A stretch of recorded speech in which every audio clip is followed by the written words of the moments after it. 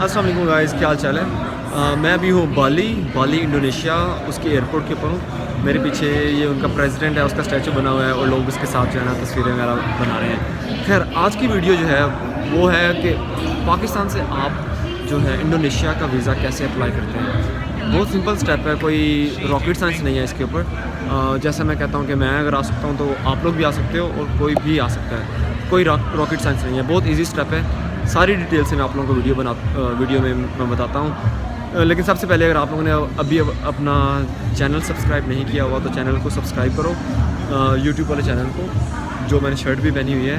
और उसके अलावा वीडियो को लाइक करो और अगर पसंद आए तो शेयर भी कर देना अपने फ्रेंड्स के साथ।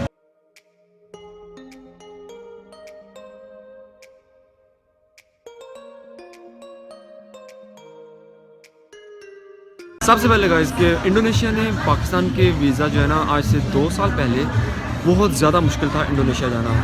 ये ऐसा ही था, अगर आप पाकिस्तान से फॉर एग्ज़ाम्पल आप अप्लाई कर रहे हो जापान का वीज़ा के लिए या फिर कोरिया का वीज़ा के लिए अप्लाई करते हो तो उसी तरह मुश्किल था इंडोनेशिया का वीज़ा लेना। मुझे नहीं पता कि ऐसा क्यों था, आई रियली डोंट नो। लेकिन मुझे याद है मैंने 2016 में मैं आया था मलेशिया, सिंगापुर ट्रैवल किया था मैंने। तब मैंने इंडोनेशिया के लिए अप्लाई करने की कोशिश की थी। मैंने कोरिया के अंदर इनकी एम्बेसी थी, उनको कॉल की थी, तो वो कह रहे थे कि आप जो है ना इंडोनेशिया के वीज़े के लिए अप्लाई ना करो। एम्बेसी वालों ने कहा था मुझे, कह रहे थे कि आपको एक तो काफ़ी टाइम लग जाएगा, 1 महीना लग जाएगा तकरीबन रिप्लाई आने में। और अगर आपका जो है ना इंडोनेशिया में कोई कॉन्टैक्ट नहीं है, कोई जानने वाला नहीं है, तो आपको शायद वीज़ा ना मिले। तो उन्होंने सीधा मुझे ये कह दिया था। तो तब 2016 की बात है ये, तब मैं फिर अप्लाई नहीं किया था, मैंने नहीं बिल्कुल ना, मैंने क्विट कर दिया था। लेकिन अभी मैं 2018 के अंदर मैंने अप्लाई किया और मुझे बहुत ईज़िली मिल गया। बहुत सिंपल प्रोसेस है और अभी उन्होंने काफ़ी जो है ना अपने रिस्ट्रिक्शंस काफ़ी कम कर दी हैं। तो आप लोग भी आ सकते हो, कोई इशू नहीं है। अभी मैं आप लोगों को बताता हूँ कि पाकिस्तान से कैसे अप्लाई करते हैं और कोरिया से कैसे अप्लाई करते हैं इंडोनेशिया के वीज़े के लिए। अच्छा जी, साथ साथ टूर भी ज़बरदस्त यहाँ का ना, बाली का एयरपोर्ट है, बहुत ज़बरदस्त एयरपोर्ट है। और फ़्लाइट है मेरी थोड़ी देर में जकार्ता की। बाली में मैं आया हुआ था 3 दिन के लिए, यहाँ था, अभी मैं जकार्ता जा रहा हूँ। ठीक है, एनीवेज़ ठीक है। सबसे पहले अप्लाई करने के लिए सबसे पहले एक चीज़ चाहिए होती है, वो है आपका पासपोर्ट अगर नहीं है तो डेफिनेटली आप नहीं जा सकते। पासपोर्ट होना चाहिए आपके साथ, आपके पास। दूसरे नंबर पे है आपकी 2 पासपोर्ट साइज़ पिक्चर्स होनी चाहिए वाइट बैकग्राउंड के साथ, वो भी बहुत इंपॉर्टेंट है। तो पिक्चर्स भी आपने ले ली। अभी एक और जो बहुत इंपॉर्टेंट चीज़ है वो है आपके ट्रैवल डॉक्यूमेंट्स। उसके अंदर आ जाता है आपका एक तो फ़्लाइट टिकट्स होनी चाहिए आपके पास। तो गाइज़, फ़्लाइट टिकट आपने बाय नहीं करनी, ख़रीदनी नहीं है, आपने रिज़र्व करनी है। और रिज़र्व कैसे करते हैं? लाइक फ्री में, पैसों के बगैर। या तो अगर आपको कोई जानने वाला एजेंट हो तो आप उसे कह दो, अगर जानने वाला नहीं है तो वो ऑफ कोर्स आपसे 1 या 2 हज़ार रुपया 1 हज़ार रुपया चार्ज करेगा और आपकी फ़्लाइट जो है ना वो 4-5 दिन तक आपकी रिज़र्व रहती है। लेकिन मैंने कभी ऐसा नहीं किया क्योंकि मुझे पता है कैसे रिज़र्व करते हैं। और मैं आप लोगों को भी मैंने एक वीडियो बनाई हुई है, वो वीडियो देखो, लिंक भी मैं इधर डिस्क्रिप्शन में दे देता हूँ, यहाँ भी आपको नज़र आ रहा होगा, इस साइड पे या इस साइड पे। तो उसके ज़रिए आप अपनी फ्री जो है ना फ़्लाइट रिज़र्व करवाओ, ठीक है। वो ये बड़ा ज़बरदस्त है, बहुत प्यारा लग रहा है यहाँ पे। ठीक है, खैर आपने फ़्लाइट रिज़र्व कर ली। आपने बताना कि मैंने 6 या 7, चले ज़्यादा 2 वीक के लिए जा रहा हूँ इंडोनेशिया, किस आइलैंड जा रहा हूँ। तो सारी फ़्लाइट आपकी हो, मसलन आप अगर जा रहे हो, सॉरी गाइस बच्चा रो रहा है, आप अगर जा रहे हो पहले जकार्ता जा रहे हो, जकार्ता से इंडोनेशिया बाली जा रहे हो, तो सारी फ़्लाइट आइटिनरी आपके पास रिजर्वेशन होनी चाहिए। फ़्लाइट होगी आपके पास सब, ओके। सबसे पहले था पासपोर्ट, पिक्चर्स, उसके बाद होगी फ़्लाइट रिजर्वेशन। चौथे नंबर पर होता है आपकी होटल बुकिंग। अगेन होटल आपने जो है ना कंफर्म नहीं करना, आपने सिर्फ क्या करना है, रिज़र्व करना होता है। होटल की सिर्फ रिजर्वेशन चाहिए होती है। और वो भी कैसे करते हैं, वो भी उसी वीडियो में आपको मैंने बताया हुआ है। Bookings.com के थ्रू आपने होटल रिज़र्व करना होता है। होटल रिज़र्व हो गया। और सिर्फ ये नहीं है कि आपने मसलन आप जा रहे हो पहले जकार्ता में 5 दिन, उसके बाद बाली में 5 दिन, और होटल आपने लिया होगा 10 दिन बाली का, तो ऐसे नहीं करना। 5 दिन आपने होटल लेना है बाली में और 5 दिन उसी तरह जकार्ता में। ये बहुत ही ज़रूरी चीज़ है, ठीक है। होटल हो गया आप लोगों का, फ़्लाइट भी होगी, होटल भी होगा। फिर पाकिस्तानियों के लिए चाहिए होता है एक, अगर आप जॉब कर रहे हो ना तो आपका जॉब सर्टिफिकेट, जॉब लेटर होना चाहिए आपकी कंपनी के लेटर हेड के ऊपर। तो उसके अंदर आपके जो CEO हैं उसके साइन भी होने चाहिए। वो होता है, वो आपको बताएगा कि आप करेक्टेड सर्टिफिकेट कि यार ये बंदा काफ़ी अच्छा है, हमारे कंपनी में जॉब कर रहा है और ये वापस आएगा, इस टाइप की बातें वहाँ पे होनी चाहिए, ठीक है। ठीक है, जॉब सर्टिफिकेट होगा। अगर आप स्टूडेंट हो तो आपकी यूनिवर्सिटी का सर्टिफिकेट, अगर आप और इनरोलमेंट सर्टिफिकेट और आपके डीन के साइन होने चाहिए यूनिवर्सिटी हेड के ऊपर। और अगर आप हो बिजनेसमैन तो आपको टैक्स जो NTN नंबर होता है वो डॉक्यूमेंट चाहिए होते हैं। तो खैर ये हो गया बिजनेसमैन जॉब के लिए, ये डॉक्यूमेंट आपने हो गए। उसके बाद अगर आप अप्लाई कर रहे हो ना पंजाब या पेशावर या बलूचिस्तान से, तब आपको चाहिए होता है पुलिस का सर्टिफिकेट भी। अगर आप इंडोनेशिया की जो मेन एम्बेसी है ना वो है इस्लामाबाद में, और एक कौंसुलेट है कराची में। अगर आप कराची में अप्लाई कर रहे हो तो फिर आपको पुलिस सर्टिफिकेट नहीं चाहिए, लेकिन अगर आप अप्लाई कर रहे हो इस्लामाबाद में फिर आपको चाहिए होता है पुलिस सर्टिफिकेट भी चाहिए होता है लाजमी। पुलिस सर्टिफिकेट भी हो गया। उसके बाद आप क्या नाम है, एक तो आइटिनरी अगर आप दे दो कि एक पेज के ऊपर आप बता दो कि मैंने इंडोनेशिया में क्या, ज़रूरी चीज़ नहीं है ये, लेकिन अगर आप ये दे दो तो बहुत अच्छा है। उसके अंदर आप बताओगे कि मैंने 2-3 दिन ये जकार्ता में रहना है, जकार्ता में क्या क्या चीज़ देखनी है, उसके बाद मैंने जाना है बाली में जाके मैंने क्या क्या चीज़ें देखनी है। तो एक आइटिनरी आपकी हो, पूरा प्लान हो, ताकि उन्हें पता लगे कि यार ये बंदा वाकई ही सही कह रहा है, ये बंदा वापस आएगा।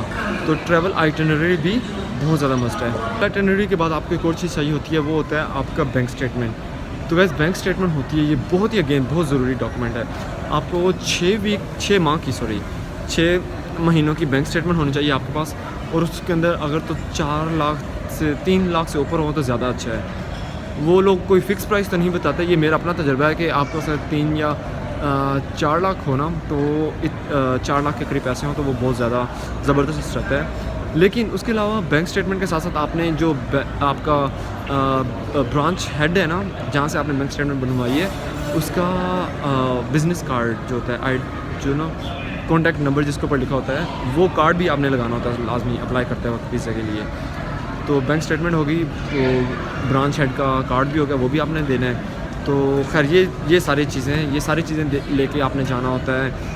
या तो आप कराची कौंसुलेट जाएं अगर आप सिंध के अंदर हैं, अगर आप पंजाब या उधर हो KPK वाली साइड पे हो तो फिर आप जा सकते हो एम्बेसी इनकी इस्लामाबाद में। ये सारी चीज़ें लेके आप जाते हो, इस्लामाबाद जाके आपने अप्लाई करते हैं। फ़ीस इसकी है $50 है, जो कि आप अमेरिकन US डॉलर में देते हो, पाकिस्तानी करेंसी में नहीं देनी।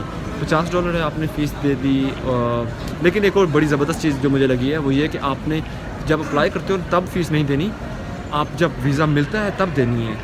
और अगर वीज़ा नहीं मिलता तो आपको फ़ीस देने की ज़रूरत नहीं होती, और ये बहुत अच्छी चीज़ है।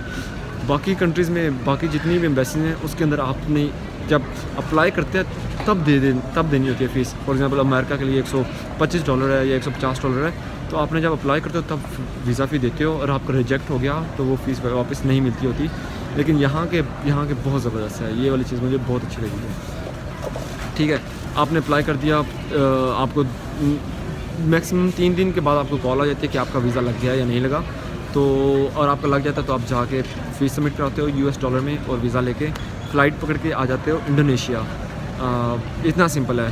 ऑफ कोर्स मैं ये नहीं कहूँगा कि सबका लगना बहुत इजी है, सबका इजीली लग जाएगा, नहीं, कुछ का हो सकता है अगर आप कोई 2 नंबरी करने की कोशिश करोगे तो वो पकड़ लेंगे और आपको शायद परमानेंट उनकी लिस्ट के नाम आ जाएगा कि ये बंदा झूठ बोलता है। तो ऐसा कभी ना करना, 2 नंबरी करने की ज़रूरत नहीं है। जो भी चीज़ें अगर आप वाकई ट्रैवल करना चाह रहे हो तो सीधा लिखो कि मैंने जाना है। तो ये चीज़ें गाइस, इसके बाद इंशाल्लाह आपको वीज़ा मिल जाएगा। फिर भी अगर आप पाकिस्तान से अप्लाई कर रहे हो, कोई इशू है तो मुझे बताइएगा, मैं आपको ना कमेंट में डिटेल से बता दूँगा।